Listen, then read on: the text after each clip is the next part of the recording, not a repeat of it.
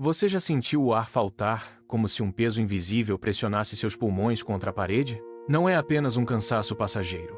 É aquela culpa que se aloja na base da nuca, que faz os joelhos cederem quando você tenta dar o próximo passo.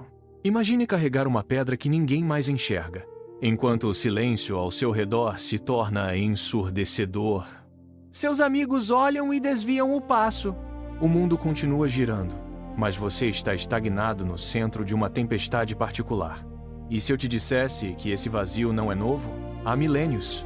Alguém descreveu exatamente essa sensação de estar desmoronando por dentro, os ossos rangendo sob a pressão de erros que parecem grandes demais para serem carregados. Esse homem não buscou conforto em homens. Ele fez algo mais perigoso e necessário. Ele olhou para o alto e decidiu confrontar o próprio Deus com sua miséria. A jornada começa onde a nossa força termina. Prepare-se, porque vamos descer ao âmago desse clamor. O salmista não fala em arrependimento como um conceito abstrato. Ele sente o impacto. Ele descreve flechas que perfuram a pele e se cravam profundamente na carne. Cada erro cometido funciona como uma ponta de metal que trava os movimentos. Ele tenta se levantar, mas a pressão aumenta. A mão de Deus, descrita como um peso inabalável, desce sobre seus ombros. Não há descanso. Os ossos, que deveriam sustentar o peso do corpo, perdem a rigidez e cedem. É como se a própria estrutura do esqueleto estivesse se desfazendo sob o impacto da indignação divina. Ele tenta caminhar, mas o chão parece afastar-se sob seus pés. O pecado aqui não é apenas uma falha moral. É uma carga que ele carrega nas costas, uma massa física que ultrapassa o topo de sua cabeça, forçando sua coluna a se curvar em direção ao solo. Ele para, respira com dificuldade e sente o peso esmagador de cada iniquidade. Não há parte sã. Não há alívio na estrutura óssea. O corpo inteiro responde à gravidade de uma culpa que ele não consegue mais sustentar sozinho. Ele está imobilizado, preso sob o próprio peso, enquanto a sensação de colapso se espalha por cada articulação. A dor não se limita mais aos ossos. Ela rompe a barreira da pele. As feridas, antes invisíveis, agora se abrem e supuram, exalando um odor que ele mesmo tenta evitar. Ele toca a própria carne e recua, pois não há 1 centímetro sequer que não pulse com a inflamação de seus atos. O calor sobe pelos lombos, uma febre lancinante que seca a boca e nubla a visão. Ele tenta se mover, mas cada articulação trava. A febre queima como fogo, consumindo a pouca energia que ainda restava em seu organismo. Ele se encurva, o peito colado aos joelhos, tentando encontrar uma posição que não seja de puro suplício. A respiração falha, tornando-se um chiado curto e irregular. O coração, dentro da caixa torácica, parece girar descompassado, batendo contra as costelas com uma força que corta o fôlego. O desassossego é total. Ele abre a boca para pedir socorro, mas o ar sai como um rugido gutural, um som rouco e desesperado que ecoa vazio contra as paredes. Ele não consegue mais controlar o próprio corpo. O tremor nas mãos é constante. Ele se arrasta pelo chão, a mente nublada pelo desconforto físico, enquanto o rugido de sua agonia se transforma na única forma de comunicar o caos que domina seu interior. Ele está quebrado, reduzido a um amontoado de carne febril que luta para não colapsar completamente sob o peso de sua própria miséria. A solidão torna-se o próximo estágio da queda. Ele espera uma mão estendida, mas o que encontra é o vazio. Seus amigos, aqueles que compartilhavam o pão e as horas de descanso, agora recuam. Eles dão passos largos para trás, evitando o contato com as chagas que ele carrega. Parentes observam de longe, mantendo uma distância segura, como se o desastre que o consome fosse contagioso. Ele estende o braço, mas a mão encontra apenas o ar frio. O silêncio da casa é interrompido por passos que não são de socorro, mas de caça. O isolamento é o sinal que os inimigos esperavam. Eles surgem das sombras, movendo-se com a precisão de quem conhece o terreno. Estendem cordas, fixam estacas e preparam armadilhas no caminho por onde ele tenta se arrastar. Eles não escondem mais a intenção. Sussurram planos, articulam palavras que cortam como lâminas e projetam o momento exato da queda final. Cada movimento do salmista é monitorado por olhos atentos. Ele tenta se erguer, mas a fraqueza o puxa de volta para o chão.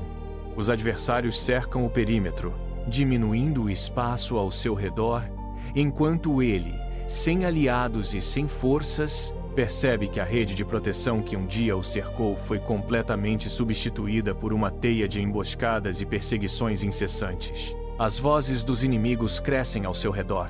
Eles cospem insultos, destilam enganos e inventam mentiras, esperando uma reação, um contra-ataque. Qualquer palavra que justifique a violência que planejam. Ele ouve cada sílaba. O som das acusações atinge seus ouvidos, mas ele trava a mandíbula. Ele não abre a boca. Seus lábios permanecem cerrados. Uma linha reta que se recusa a ceder à tentação do revide. É como se ele tivesse perdido a capacidade de ouvir o que é vil e a habilidade de responder ao mal. O barulho lá fora é ensurdecedor, mas, por dentro, ele desliga a conexão com o mundo dos homens. Ele olha para o teto, para o espaço vazio acima de sua cabeça, onde sua esperança se ancora. O silêncio que ele impõe a si mesmo não é de derrota, mas de uma espera calculada. Ele desloca todo o peso de sua resistência dos braços e pernas que falham para a única força que lhe resta, a expectativa absoluta em Deus. Ele concentra cada fibra de sua vontade em um único ponto, ignorando os laços que se apertam no chão e as armadilhas que se fecham. O mundo pode gritar, o mundo pode planejar sua ruína, mas ele permanece imóvel em seu voto de silêncio. Ele sabe que se abrir a boca, será apenas para clamar ao Criador. A espera é tensa, o perigo é iminente, mas sua decisão está selada. Ele não responderá aos homens, ele esperará apenas pelo Senhor. O silêncio cede lugar à urgência. Ele não suporta mais a pressão interna e rompe o mutismo com uma confissão bruta. Ele admite a falha, reconhece o erro que o trouxe até este ponto de quebra. Cada palavra é um peso que ele deposita no chão. Mas a resposta do mundo é cruel. Seus inimigos não recuam. Eles estão vivos, vibrantes, fortalecidos pelo ódio gratuito que destilam. Eles se multiplicam como uma maré que avança contra um dique prestes a colapsar. Ele tropeça. O pé escorrega na terra batida, e ele sente a iminência da queda definitiva. O cochear torna-se evidente, uma falha mecânica no seu equilíbrio que os adversários celebram com gritos de escárnio. A dor que ele carrega não é mais apenas interna. Ela está diante dele, palpável, um obstáculo constante que o impede de avançar. Ele olha para o alto, para o horizonte onde a luz parece se apagar. Ele grita, um som que corta a tensão do ar. Ele implora que o Senhor não se afaste. Não deixe que o silêncio divino se prolongue. Ele estende os braços trêmulos, sentindo a própria força esvair-se enquanto clama por ajuda. Ele exige, com a autoridade de quem não tem mais nada a perder, que a salvação não tarde. Apressa-te, ele repete, enquanto a sombra dos inimigos se projeta sobre ele. Ele precisa da intervenção agora, ou o peso do passado o esmagará por completo contra o solo. O clamor atinge o ápice e então o ar se estabiliza. O peso que antes curvava a coluna não é mais uma barreira intransponível, mas um fardo que ele finalmente decide soltar. A confissão sincera opera como uma chave. Ele abre as mãos, deixando cair as pedras da culpa que segurava com força. O medo de ser esmagado pelo próprio passado perde o domínio sobre suas articulações. Ele entende que a cura não nasce do esforço de esconder as feridas, mas de expô-las diante da luz. Onde havia o ranger de dentes, agora há a quietude de quem se rendeu à verdade. Ele se levanta, ainda que com lentidão, sentindo o alívio que brota do reconhecimento do erro. A lição é clara e exige movimento. Não se carrega o peso de ontem sozinho. Cada passo agora é dado com a consciência de que a verdadeira salvação não vem da autossuficiência, mas da entrega total. O autor olha para frente, o horizonte se abre. Ele convida quem escuta a fazer o mesmo. Coloque todo o fardo diante do Criador, abra o peito, despeça-se da culpa que apodrece a alma.